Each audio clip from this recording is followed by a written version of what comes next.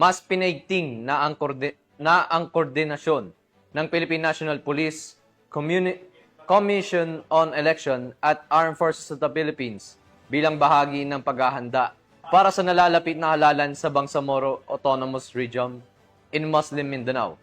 Patrolwoman Veronica Lagi sa ulat.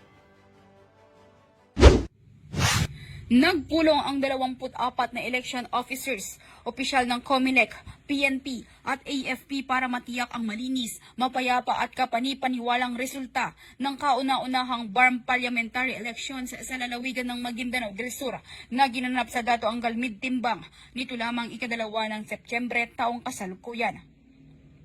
Pinangunahan ni Maguindanao del Sur Provincial Election Supervisor Attorney Alan Cadona ang naturang pagpupulong kasama si Provincial Director Police Colonel Salman Sapal at 61st Brigade Commander Brigadier General Edgar Catu.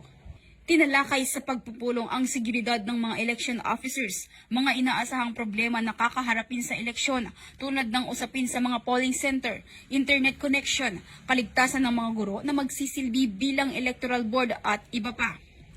Layunin nito na mapag-usapan ang lahat ng hakbang upang maging matagumpay ang halalan at makamit ang zero election-related violent incident. Samantala, nangako naman ang PNP, AFP at COMELEC na maging patas, non-partisan at walang papanigan na kandidato sa darating na halalan para sa isang maayos at mapayapang BARM parliamentary elections.